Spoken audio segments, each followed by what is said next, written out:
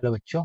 Let's read this question. So this question says direction is each of these questions contains two statement adjacents and regions. Each of this question also have alternative choices. Only one of which is the correct answer. You have to select one of the codes A, B, C, D given below. A option is when adjacent is correct, region is correct, and region is the correct explanation for the adjacent. B is adjacent is correct, region is correct, and region is not the correct explanation for the adjacent. Okay. C is adjacent is correct and region is incorrect, and D is adjacent is incorrect and region is correct. And adjacent given is generally the path of a projectile from the earth is parabolic, but it is elliptical for projectile going to a very large height.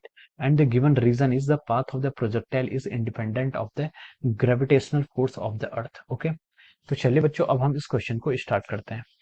तो देखिए बच्चों, इस question का जो आपका की concept है, ठीक है, इस क्वेश्चन का जो आपका की कॉन्सेप्ट है, इस क्वेश्चन में हमसे क्या बोला गया, देखिए हमें बताया गया कि path of a projectile from the earth, ठीक है, the path of a projectile from the earth is parabolic, ठीक है, but it is elliptical for projectiles going to a very large distance, ठीक है, जो आपका क्या होता है लार्ज डिस्टेंस पर जाते हैं उसके लिए जो उसका प्रोजेक्टाइल का पाथ होता है वो क्या हो जाता है, मतलब सॉरी, हाँ, प्रोजेक्टाइल का पाथ क्या होता है आपका इलिप्टिकल नेचर का होता है, ठीक है। तो देखिए इस क्वेश्चन का जो आपका की कॉन्सेप्ट है, इस क्वेश्चन का की कॉन्सेप्ट आप लिख सकते हैं। देखिए ये आपका सेंट्रल फोर्स पर बेस्ड क्वेश्चन है, ठीक है, सेंट्रल फोर्स पर। सेंट्रल फोर्स मतलब जो फोर्स लगता है वो आपका टुवर्ड्स इस सेंटर की तरफ लगता है from the line joining the mass, ठीक है, ये आपका सेंट्रल फोर्स है।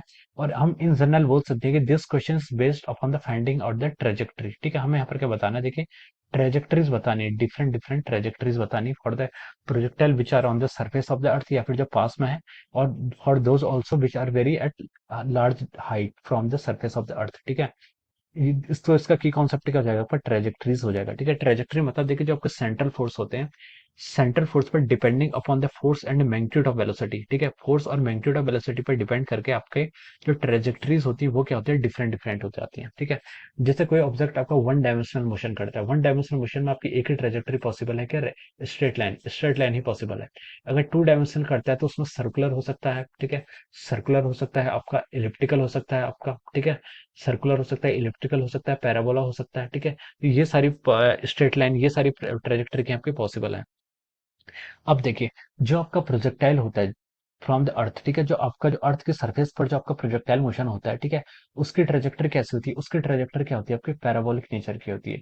The trajectory is of the parabolic, ठीक है, नियर सरफेस ऑफ अर्थ, ठीक है, पैराबोलिक कहां पर होती है, near surface of the earth, ठीक है। अगर हम किसी ऑब्जेक्ट को अगर हम किसी ऑब्जेक्ट को यू स्पीड से फेंकते हैं, जहां आपकी यू क्या होती है, आपकी लेस होती है, वेरी लेस होती है, तो वहां पर क्या होता है, वो जो उसकी ट्रेजेक्टरी बनाती है वो ट्रेजेक्टरी क्या होती है आपकी पैराबोलिक नेचर की होती है, ठीक है, पैराबोलिक नेचर की होती है, ठीक है। दिस इज फॉर द, ये आपकी क्या होती है, पैराबोलिक नेचर की होती है, किसके लिए आपकी, किसी प्रोजेक्टाइल मोशन के लिए, ठीक है, projectile motion on the surface of the अर्थ की सर्फेस पर, ठीक है। अब देखिए और जो दूसरा होता है, अगर हम उसको किसी और हाई वेलोसिटी से फेंक लेते हैं, ठीक है, अगर हम उसको अर्थ से किसी ऑब्जेक्ट को क्या करते हैं, प्रोजेक्ट करते हैं विद मच हायर वेलोसिटी, अगर उसकी वेलोसिटी यहाँ पर हम ग्रेटर कर देते हैं, ठीक है, यानी कि जैसे आपकी प्रोजेक्टाइल की जो वेलोसिटी होती है, जो आपकी सरफेस अर्थ की सरफेस पे होता है, उसकी velocity of the order of our 100 meters per second maximum, ठीक है, इतनी तक की ऑर्डर की होती है, 100 200 300, ठीक है। लेकिन अगर हमें उसको क्या करना है, उसे हमें अर्थ की सरफेस से आउट भेजना है, ठीक है, जैसे कि उसको या तो सैटेलाइट बताना है, अगर हम उसको ऑर्बिटल स्पीड दे देते हैं या फिर एस्केप वेलोसिटी दे देते हैं, ठीक है, तो वहां पर जो उसकी स्पीड होती है वो क्या होती है आपकी किलोमीटर पर सेकंड के ऑर्डर की होती है, ठीक है, किस में ऑर्डर में होती है, किलोमीटर पर सेकंड के ऑर्डर में होती है। या फिर हम इसको लिख सकते हैं अर्थ के लिए फॉर वेरी लार्ज हाइट, ठीक है, फॉर वेरी लार्ज हाइट, अगर आपकी हाइट क्या हो जाएगी, बहुत ज्यादा लार्ज हो जाती है, तो यहाँ पर जो उसकी ट्रेजेक्टरी बनती है वो ट्रेजेक्टरी क्या होती है आपकी इलिप्टिकल नेचर की हो जाती है, ठीक है। इलिप्टिकल नेचर का मतलब जैसे कि हमारी जो सैटेलाइट्स होती हैं, ठीक है, जो हमारी सैटेलाइट्स होती हैं, जियो स्टेशनरी सैटेलाइट्स हैं, ठीक है, वो क्या करती है, उन सैटेलाइट्स को क्या करते हैं हम किसी बहुत ही हाई अमाउंट ऑफ वेलोसिटी से क्या करते हैं, थ्रो करते हैं, तभी वो उनके पास इतनी वेलोसिटी होती है और वो उतनी वेलोसिटी गेन कर लेती हैं जो वेलोसिटी आपकी ऑर्बिटल वेलोसिटी के इक्वल होती है। और फिर वो हमारे अर्थ के या फिर किसी भी प्लैनेट्स के क्या करते हैं, किसी भी प्लैनेट के रोटेट करते हैं, ठीक है, ऑर्बिट करते हैं, ठीक है। तो उसको क्या बोलते हैं हम, तो उसका जो पाथ होता है वहां पर इलिप्टिकल होता है जब हमारी वेलोसिटी बहुत हाई होती है, या फिर जब उसको हम बहुत लार्ज हाइट पर रखते हैं। और जब हम अर्थ के सरफेस पर बात करते हैं, यानी कि near the surface of the अर्थ, तो जो हमारा प्रोजेक्टाइल मोशन होता है उसकी ट्रेजेक्टरी क्या होती है आपकी पैराबोलिक होती है, ठीक है। तो देखिए इसको इसमें आप देखिए क्वेश्चंस में हम प्रोसीड करते हैं।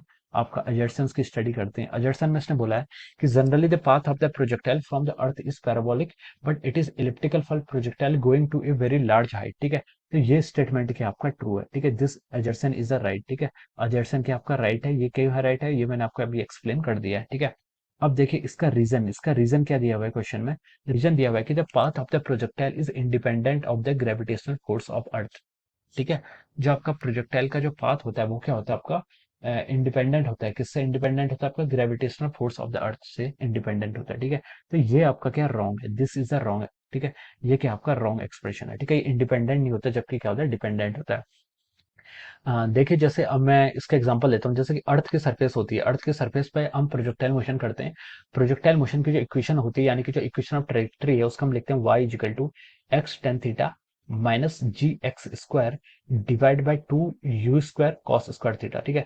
This is the equation of the projectile, ये आपके प्रोजेक्टाइल मोशन की इक्वेशन है, ठीक है। क्या है, पाथ ऑफ ट्रेजेक्टरी। तो देखिए ये आपका जी पर डिपेंड कर रही है, किस पर डिपेंड कर रही है, जी पर डिपेंड कर रही है। ये क्या आपका ग्रेविटेशनल फोर्स ऑफ अर्थ है, ठीक है। तो देखिए जो आपका पाथ है, यानी कि जो आपका प्रोजेक्टाइल मोशन है near the surface of the earth, ठीक है, वो क्या कर रही है, इस पर डिपेंड कर रही है। और देखिए यहाँ से इसका पाथ जो आ रहा है वो पैराबोलिक आ रहा है, ठीक है। तो ये आपके जी पर डिपेंड करती है, ठीक है। अब जो आपकी इलिप्टिकल ऑर्बिट में जो आपके सैटेलाइट्स हैं जो ऑर्बिट करती हैं अराउंड द अर्थ, ठीक है। तो देखिए वहां पर अगर हम उनकी वेलोसिटी देखें, यहाँ पर अगर उनकी वेलोसिटी देखें, तो उनकी वेलोसिटी देखिए हम कैलकुलेट कर सकते हैं, G M M divide by R square is equal to our M V square R से हम यहाँ पर इक्वेट कर सकते हैं। G M M by R square क्या होता है, देखिए ये आपका ग्रेविटेशनल फोर्स है on the satellite due to the earth, ठीक है।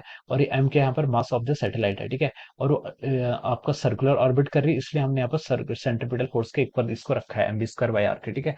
तो देखिए यहाँ से जो आपकी v की वैल्यू आ रही है, वी स्क्वायर की वैल्यू सॉरी, ये किसके इक्वल आ रही है, आपके जी एम बाई आर की आ रही है, ठीक है। वी की स्क्वायर की वैल्यू कितनी आ रही है, G M by R square की आ रही है। और हमें पता है कि अगर हम यहाँ पर क्या कर रहे हैं, देखिए G M by R square अगर हम इसको आर से मल्टीप्लाई कर देते हैं, ठीक है, तो ये कितना हो जाता है आपका वी स्क्वायर को हम क्या लिख सकते हैं यहाँ से, आर जी लिख सकते हैं, ठीक है। तो देखिए जो इसकी वेलोसिटी है वो भी आपकी क्या एक्सेलरेशन ड्यू टू ग्रेविटी पर क्या है, डिपेंड करती है। एक्सेलरेशन ड्यू टू ग्रेविटी पर इसकी वेलोसिटी की वैल्यू डिपेंड करती है। तो वेलोसिटी की वैल्यू डिपेंड करती है, तो इससे हम ये समझ सकते हैं कि जो इसकी इक्वेशन ऑफ ट्रेजेक्टरी होगी वो भी क्या होगी आपकी, acceleration due to gravity small g पर क्या करेगी, डिपेंड करेगी, ठीक है। तो इसने रीजन में बोला था कि it is not independent, it is independent. तो ये स्टेटमेंट क्या हो जाएगा आपका, रीजन क्या हो जाएगा इसका, रॉन्ग हो जाएगा, ठीक है। तो हम बोल सकते हैं कि आपका यहाँ पर अजर्सन तो राइट है but reason is the incorrect, ठीक है। तो assertion is correct but reason is incorrect. देखिए आपको ऑप्शन सी में यहाँ पर गिवन किया हुआ है, ठीक है। ऑप्शन सी में आपको गिवन है, सो हम we can write down that option C is the correct answer, ठीक है। इसका जो आपका ऑप्शन सी है वो क्या होगा, इसका करेक्ट एक्सप्लेनेशन होगा, ठीक है। Option C is the right answer of this question, okay. So I hope you all understood this concept. All the best and thank you so much.